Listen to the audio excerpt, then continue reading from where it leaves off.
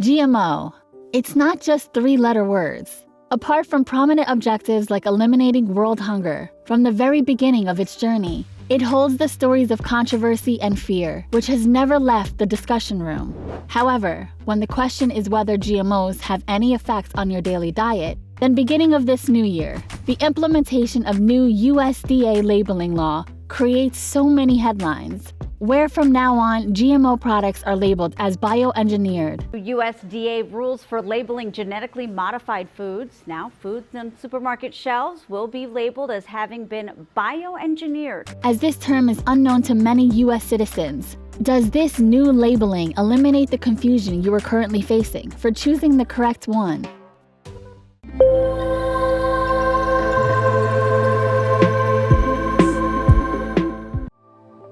The concept of GMOs to people is not actually new. In fact, over 30,000 years, through selective breeding or artificial selection, our ancestors have been able to practice making genetically modifying organisms. Even the dog is thought to be the first organism our ancestors artificially selected. However, concerns about GMOs hitting the boiling point when the first GE food crop called Flavor Saver tomatoes were available for the first time. Here they come, genetically engineered tomatoes. Calgene's Flavor Saver tomato went on the market today. Moreover, the rising discussion went to another level when golden rice got a green light for mitigating vitamin A deficiency. Thus, after seeing these back-to-back innovative events, many thought GMOs were going to hit the market as more than 93% of the corn and soy planted in the United States is genetically modified somehow. Though predicting the future sounds simple, the actual reality is not as manageable as they are thought to be, as GMO is all about the organism whose DNA has been modified using genetic engineering technology.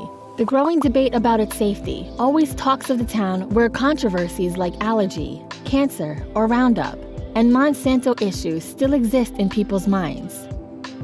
When the question is about what will be the next strategy of giant companies for marketing GMOs, or how GMOs going to survive in the next couple of years, then the sudden implementation of the new labeling law surprised many, because, from the beginning, strict rules like how GMOs going to be labeled have never been noticed, or due to unproven health risks. GMOs are regarded as safe by health organizations like the FDA or WHO.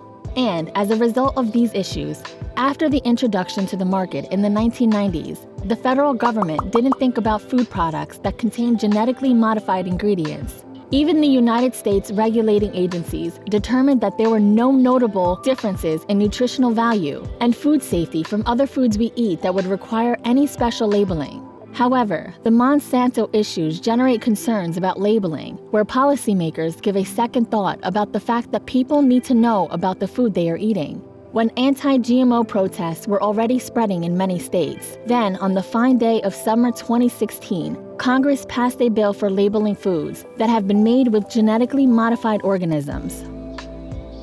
Local, state, and federal leaders came together today to push for the mandatory labeling of genetically modified foods. The bill requires food producers to use one of three types of labels to inform consumers when GMO ingredients are already in their products, such as a statement on the package, directions to a website or a phone number, or a QR code. And after decades of fighting for true labeling, finally, on January 1st, 2022, food that's been previously known as a GMO, or genetically engineered food, will have new bioengineered BE label. Yes, after hearing like you for the first time, many get confused as all of us are used to familiar with more GMO terms. Even according to many critics, this new labeling actually creates confusion in people's minds, or it may have less transparency about food that producers actually offer. However, if you think highly refined foods may be considered under bioengineered labeled, then there are lots of disappointing news waiting for you. Foods that contain sugar or corn oil, like highly refined ingredients, don't require any bioengineered label, which means if any GMO corn is used to be produced oil or corn syrup, and if the final product doesn't contain any amount of DNA from the bioengineered crop, then that particular product is not applicable for bioengineered labeling. In fact, this is not the end. Products made with meat, poultry, or eggs, which are always present in the discussion table, are considered out of this new labeling law. Even when classifying these issues, USDA gives a clear-cut instruction where if the product is pork stew, which contains genetically modified sweet corn, and you are thinking that means it might contain a bioengineered label, then there is a disclaimer you are going to see.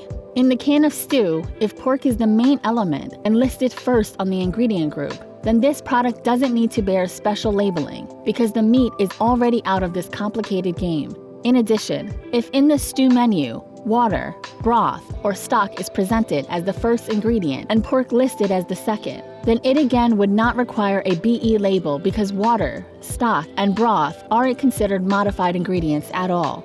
The stew would only earn special labeling if there were more corn than pork in the stew. So, overall, these new labeling requirements actually very much trickier than they thought to be. Especially for general people like us, it sounds way more complicated. However, suppose you don't want to find yourselves lost between what is bioengineered or not. In that case, instructions like symbols, QR codes, or digital links can save you from differentiating between what is bioengineered and organic. In addition, in packaging, you may find a phone number where you can leave a message for detailed queries about food that you want to purchase or already purchased. Besides that, there is always USDA certified organic labeled products in the market, which is one of the best ways to consider if you are unwilling to buy these bioengineered or GMO food.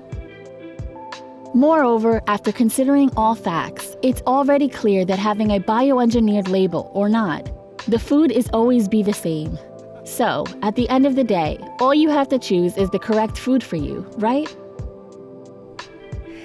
Thanks for watching our video. For more healthy experiences, subscribe to our channel and keep yourself updated by pressing the bell icon.